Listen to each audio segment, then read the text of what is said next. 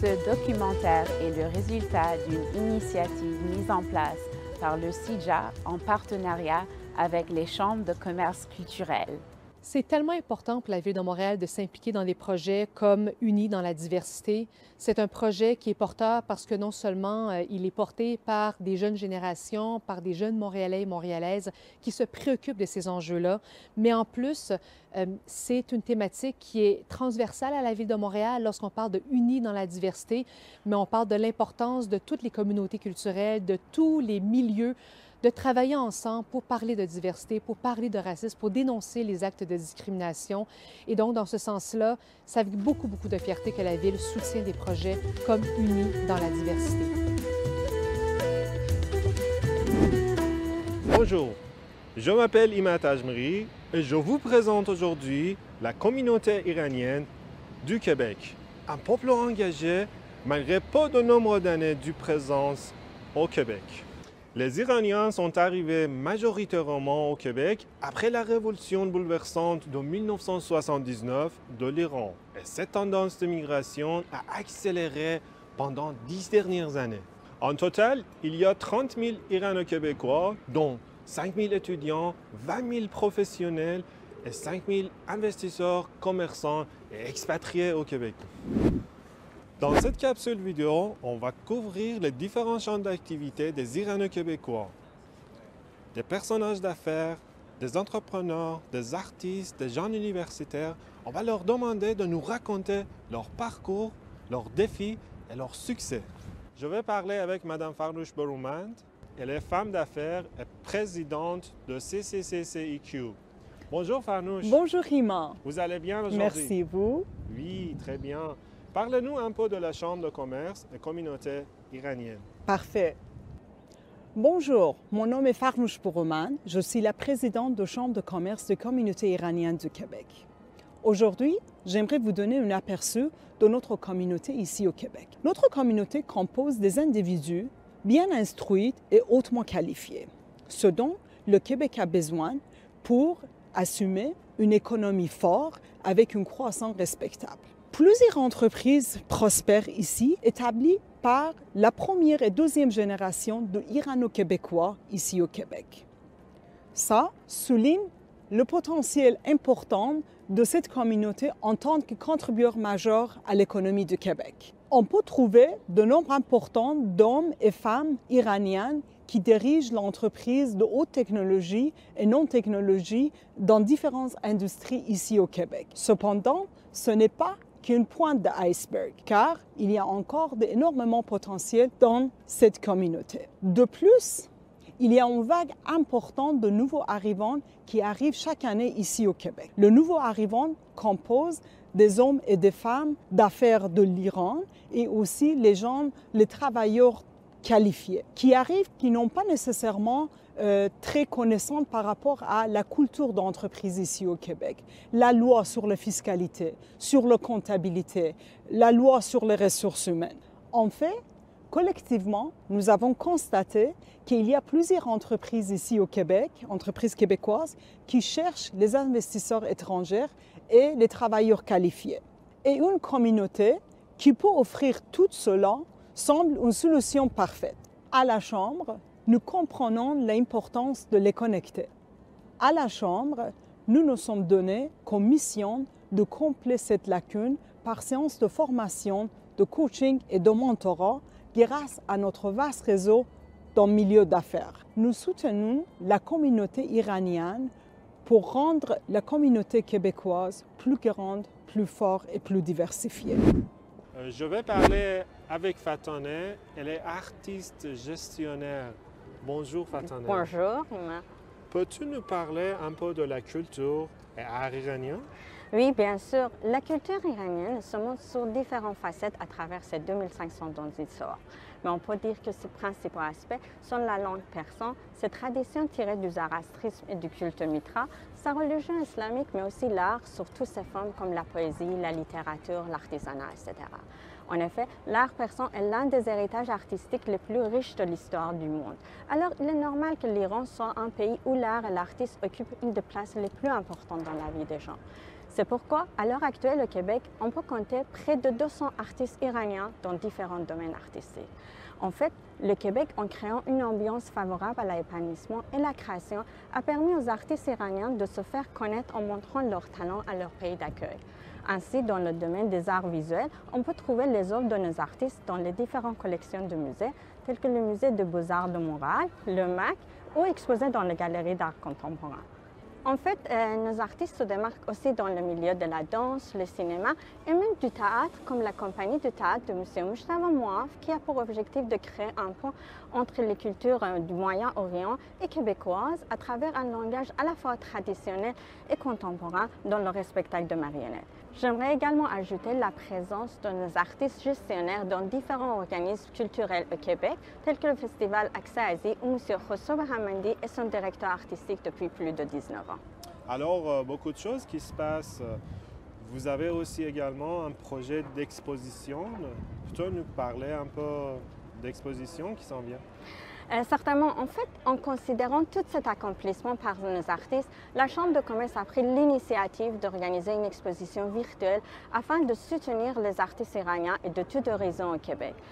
Cette exposition aura lieu durant le printemps 2021 à la suite de célébration de Nowruz, qui est le nouvel an iranien, et il sera organisé par l'équipe d'Art Presse qui est constituée des artistes, photographes, à la section bénévole de la CCSIQ. Alors, nous invitons tous les artistes professionnels et émergents dans les domaines des arts visuels et arts numériques au Québec à soumettre leur candidature pour cet appel de projet. J'aimerais ajouter que la participation est tout à fait gratuite sous condition d'acceptation de dossier par le comité de sélection, bien sûr. Merci beaucoup. Alors, nous vous attendons un grand nombre pour participer à cette exposition. Et restez avec nous. Nous avons une performance artistique de la danse iranienne avec Nazgul.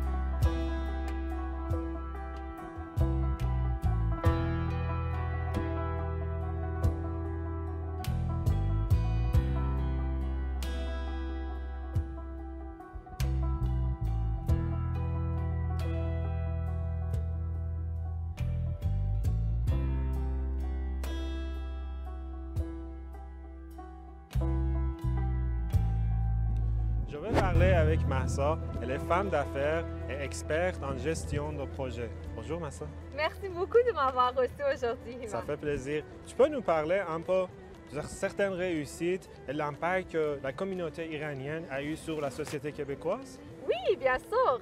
Comme Farnoosh nous a expliqué, Québec est un incubateur de rêve pour les immigrants instruits.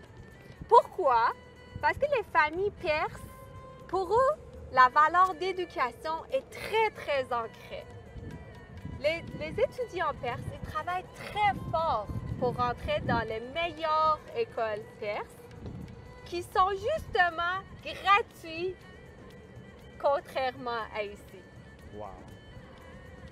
Les Iraniens rendus ici, avec leur grand diplôme universitaire, ils ont beaucoup de drive et beaucoup de valeurs éducationnelles à rentrer dans la société québécoise.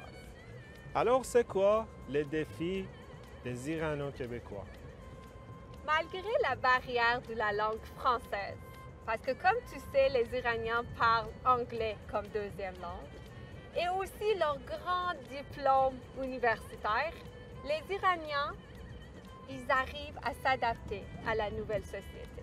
Ils ont beaucoup de drive pour aller plus loin dans la société québécoise et ils font un bon mélange, un bon amalgame des deux cultures, perse et québécoise. Ils vont chercher une culture irano-québécoise qui serait ancrée dans leurs valeurs, dans leurs compétences et dans leur expérience de la vie. Et peux-tu nous parler de certains personnages irano-québécoises? Bien sûr! On en a plusieurs étoiles filantes dans l'histoire des Irano-Québécois. Mais aujourd'hui, j'ai le plaisir de vous présenter deux personnages, un homme et une femme. Et bien sûr, je vais commencer avec une femme. Pourquoi? Oh, ladies first. Yay! Donc, Madame Gina Cody est la première femme ingénieure du bâtiment au Canada. C'est impressionnant ça, Ima, non? Exactement. Elle a donné 15 millions de dollars à l'Université de Concordia. J'ai bien entendu, 15 millions de dollars. Tout à fait. Tu as bien entendu, Ima. Grâce à sa générosité exemplaire, une faculté de l'Université de Concordia a été nommée après d'elle. Madame Cody, on est vraiment fiers de vous. Vous êtes une étoile filante dans notre histoire. Merci d'être là. Excellent. Donc maintenant, je vais parler de M. Bobak Vajovandi, un homme d'affaires et un leader visionnaire qui a fondé une firme très réputée en développement de logiciels. Il investit beaucoup sur le capital humain. On pourrait comprendre pourquoi. Les Iraniens sont beaucoup fondés sur le corps et il y a beaucoup de valeurs sociales dans notre communauté. Il y en a beaucoup d'autres Irano-Québécois qui ont bien réussi dans la culture québécoise. Mais pour aujourd'hui, on va s'arrêter à ces deux personnages-là, Madame Gina Cody et Monsieur Bobak Vajovandi. Merci beaucoup, Massa, pour le beau partage. Avec plaisir, Hima. Anytime. Et merci beaucoup de nous avoir écoutés, chère audience. Notre vision avec les chambres de commerce culturel des communautés haïtiennes, latino, chinoises, iraniennes, africaines et juives est de briser les stéréotypes et de faciliter le maillage culturel à l'extérieur du monde des affaires.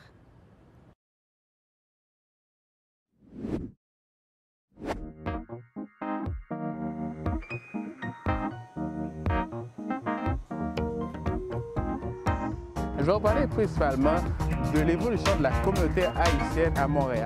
Donc là, en ce moment, on se trouve dans Saint-Michel, qui est un quartier central de la communauté haïtienne. Et ça fait près de 50 ans que l'immigration haïtienne a commencé à Montréal. Donc là, pour moi, le vivre ensemble, dans ce contexte-là, on voit à quel point la communauté haïtienne s'est intégrée à Montréal et comment on promouvoit le vivre ensemble. C'est comme un Haïtien québécois qui fête la Saint-Jean et en même temps, c'est un Québécois qui vient manger la soupe au gironnement des Haïtiens le 1er janvier pour la fête de l'indépendance. Le veuille ou non, Saint-Michel, c'est mes sources. J'ai grandi en réaction et en action dans le quartier. C'est important pour moi de donner au suivant un peu. J'ai avec moi Ford, qui est cofondateur de l'organisme de Forward Movement. Ford, est-ce que tu peux nous expliquer un peu c'est quoi Forward Movement? Forward Movement, c'est une compagnie de street dance montréalaise qui a pour mandat l'enseignement de la danse et aussi l'événementiel. Donc, après avoir fait toute ma carrière qui était un peu à l'extérieur de Saint-Michel, j'ai eu besoin de revenir un peu aux sources. Il y a clairement une demande au niveau culturel, artistique. Comme tu l'as dit un peu plus tôt, c'était un quartier haïtien, une grosse culture haïtienne, la danse et danse traditionnelle, mais tu as aussi de diversité, fait en sorte qu'il y a beaucoup de culture, donc il y a beaucoup d'art. La porte est ouverte, c'est la danse. Tout le monde qui danse vient, tout le monde qui aime la danse, venez. À travers la culture afro-américaine, le street dance s'est développé à sa manière dans la culture funk, la culture hip-hop, mais aujourd'hui, c'est partout à travers le monde. Sur le festival Kairos, je pense que c'est ta deuxième édition cette année. Cette année, on fait une édition plus culture en ligne, donner du knowledge, donner de l'information, donner du savoir sur l'histoire de la danse, mais d'où ça vient et autre que l'effet cool. C'est cool de voir quelqu'un danser, mais il y a toute une culture et une histoire sociopolitique derrière qui est importante, mais on oublie ça parce que les gens veulent juste voir la danse, veulent juste être divertis. Puis c'est beaucoup plus que juste un divertissement. En fait, ton enfance, c'était comment à Saint-Michel? Puis quand ta mère te dit toujours fais attention dans la rue, fais attention à tes amis, fais attention à ci, ben, tu grandis pas un peu genre free for all comme certaines personnes qui n'ont pas cette stigma-là, qui sont dans d'autres quartiers un peu plus aisés. Quand j'ai décidé de travailler dans le quartier, c'était différent parce que là, tu rencontres les structures, les organismes, des gens qui travaillent dans l'ombre depuis 20, 30, 40 ans, mais que tu ne sais pas. Puis là, ça a pris une autre tournure. J'ai vu Saint-Michel totalement différent. C'est vraiment super ça. Écoute, Ford, je te dis vraiment merci pour ta disponibilité ce matin.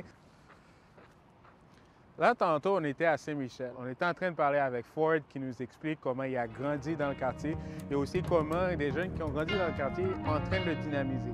Là, pour comprendre un peu plus l'histoire de la communauté d'Haïtiens à Montréal, j'ai rencontré Franz Water, un historien, directeur de Syndicat, qui est un centre d'archives sur la communauté haïtienne. Donc là, il va nous un peu parler quand les premières vagues d'immigration ont commencé et comment les premières collaborations entre la communauté haïtienne et la communauté québécoise ont commencé à Montréal. Sans plus tarder, on va le rencontrer. Il nous attend dans le parc.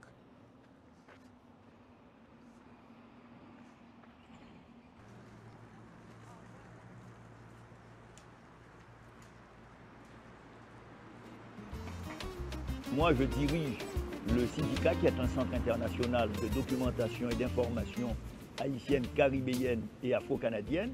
Il faut dire que les premières traces de présence haïtienne remontent à très loin, 1909. 1909, on a trouvé la visite ici d'un des pères de ce qu'on a appelé le panafricanisme. Dans l'histoire, souvent on dit que du moment que Duvalier est devenu au pouvoir en Haïti, ça a commencé à avoir ça a créé une immigration en masse ici. Et entre 1950, Duvalier arrive au pouvoir en 1957, commence une répression forte en Haïti. Et donc, on commence à voir des gens qui commencent à émigrer. Donc, il y a tout un groupe d'Haïti littéraires qui arrive ici. Après, je dirais, en 69, on a une deuxième vague de migration. L'économie est en pleine croissance, il y a du travail, il y a une demande pour des gens qualifiés.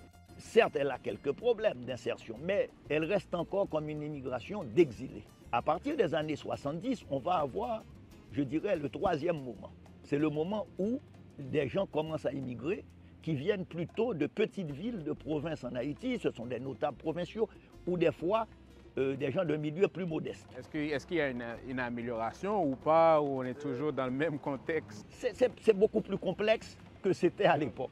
Samuel Pierre, qui a monté après le GRAN, a révélé dans ce livre, avec la contribution de plusieurs auteurs, comment les Haïtiens ont aidé à la construction de ce Québec moderne. Il y a tout ce rôle qui montre comment les gens contribuent à l'évolution d'une société, mais qui sont moins visibles. Donc, ma dernière question pour toi aujourd'hui concernant ça, on est à côté de la statue de Daniel Laferrière et aussi, je voulais savoir comment Montréal a été un élément clé pour pousser la littérature haïtienne en tant que telle? Il y a des liens qui se sont tissés, qui se sont développés, le contact entre les écrivains qui se sont tissés, et plus tard, il y a l'arrivée d'une génération avec Dany Laferrière. C'est une génération nouvelle qui commence à s'exprimer ici, et comme il dit lui-même, il est devenu écrivain à partir de Montréal. Aujourd'hui, c'est une très grande reconnaissance qu'il ait sa statue ici. Il devient vraiment immortel.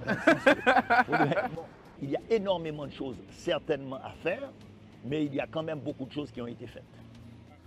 Merci à Franz Walter de nous parler un peu de la communauté haïtienne, de son évolution. Là, on sait que ça a commencé depuis 1909. On voit aussi à quel point Montréal a facilité l'essor de la littérature haïtienne, l'essor de l'écrivain qu'on connaît, Dany Laferrière.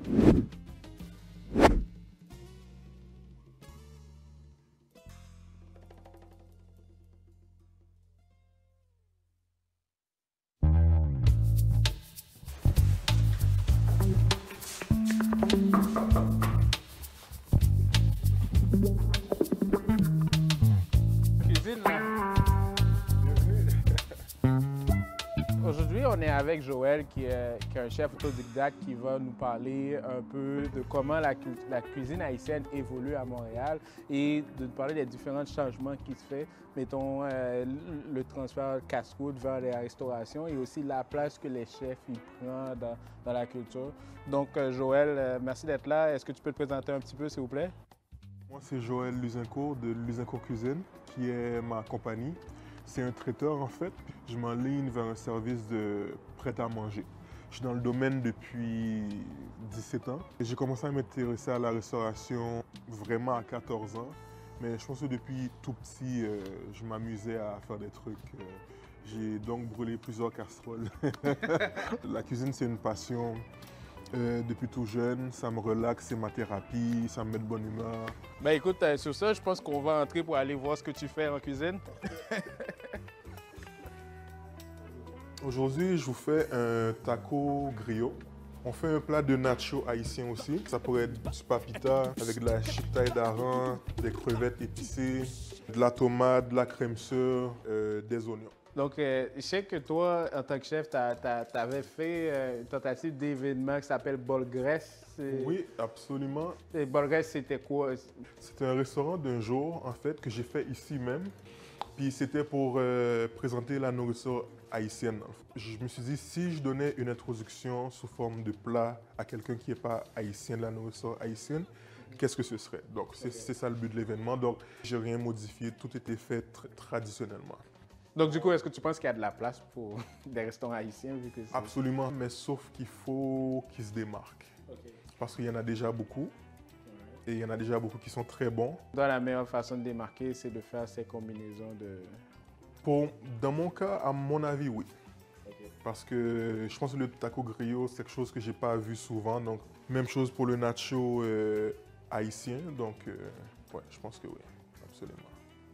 Quand un phénomène comme ça arrive, une chef haïtienne gagne un prix, c'est quelle opportunité ça vient d'ouvrir à la cuisine? Oh, ça ouvre beaucoup d'opportunités dans le sens où la cuisine haïtienne peut être vue non comme une cuisine, mais comme une gastronomie. Puis je pense que c'est ça que beaucoup de chefs vont essayer de faire dans les prochaines années, où est-ce que quand on parle de la cuisine haïtienne comme on parle de la cuisine française. Quel genre de challenge qu'un chef haïtien rencontre ici à Montréal? Je ne peux pas parler pour tout le monde, mais moi, un des challenges que j'ai eu, c'est parce que je suis fier d'être haïtien, je suis fier de ce que je fais, mais il ne faut pas me mettre dans une boîte non plus. Donc, tu peux autant cuisiner la cuisine française, par exemple. C'est pas parce que tu es haïtien, tu peux seulement faire du riz collé. Exactement, puis je pense que c'est le cas de tous les chefs aussi. C'est pas parce qu'un chef a un restaurant haïtien forcément qu'il ne sait pas faire d'autres choses, il sait faire plein de choses. Mais... Écoute, Joël, je te dis encore merci pour ton temps. C'était vraiment apprécié d'être ici avec toi, de vraiment découvrir le taco griot. Je pense que je vais avoir tout ça sur les lèvres. Donc, je te dis encore merci d'être avec nous. Pas de problème.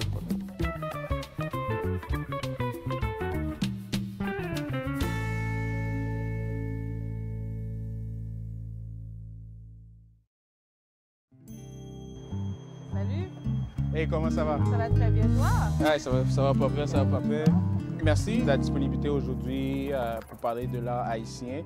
Juste avant de commencer, est-ce que tu peux nous expliquer qu'est-ce que tu fais dans l'art? Présentement, j'ai une fondation en art. La fondation porte le nom de Rigaud Benoît, un des grands peintres haïtiens que tu connais très bien aussi. Notre objectif à nous, c'est vraiment de faire connaître l'art haïtien, d'avoir un impact, d'être une vitrine et d'amener des activités, que ce soit des paint nights. On veut être ouvert au monde entier aussi, d'une certaine façon. D'habitude, quand on parle de l'art haïtien, on parle de l'art naïf. Ouais. Est-ce que c'est seulement ce type d'art-là que les Haïtiens font? De dire que la peinture haïtienne est seulement l'art naïf, c'est une erreur un peu, je pourrais dire. Mais on dirait que c'est le courant que les gens associent le plus souvent, les connaisseurs et les collectionneurs. Ils associent beaucoup cet art avec l'art haïtien. Dans le contexte de Montréal, comment ça évolue? Ça reste encore un peu inconnu. Même le musée des Beaux-Arts a pris du temps d'accrocher une peinture haïtienne, je pourrais dire, si ce n'est qu'en 2018 avec l'arrivée d'Emmanuel Mathieu. Que même lui, il disait qu'il était étonné, qu'il était le premier. Le premier et le très jeune aussi. Il est très, très jeune aussi. Mais aussi, je pense que aussi toi, tu organises des paint nights. Parle-nous un peu de ça, le concept derrière le paint night. C'est des soirées de rencontre parce que les gens peuvent se parler, partir du beau temps ensemble et peinturer une peinture. Parfois, ça peut peinturer une peinture. La force dans ça, c'est de voir qu'on pouvait connecter plusieurs pays à un seul événement et tous communiquer ensemble au niveau de l'art et de l'amour et la passion de l'art qu'on avait tous ensemble. Quels sont les autres challenges qu'un peintre haïtien rencontre ici à Montréal dans son évolution? Le challenge qu'il peut vraiment rencontrer, c'est la méconnaissance de sa peinture, je pourrais dire. La culture peut-être aussi, parce que les Montréalais d'origine haïtienne, je pourrais dire, ou les Haïtiens aussi qui viennent peinturer, ils doivent un peu s'assimiler un peu avec la culture, comme je disais, puis le mode de vie aussi. Cynthia, tu as répondu à toutes mes questions concernant l'art. Je te remercie de ta disponibilité pour donner ce portrait de l'art haïtien qu'on n'en parle pas souvent, surtout avec l'avènement de Emmanuel Mathieu au Musée des Beaux-Arts. Donc, je pense qu'on va avoir d'autres, peut-être moi. Mais je le souhaite. Bon, on se verra au Paint Night. J'attends ta peinture parce que tu ne l'as pas encore envoyée. Aïe! Super, merci. Okay.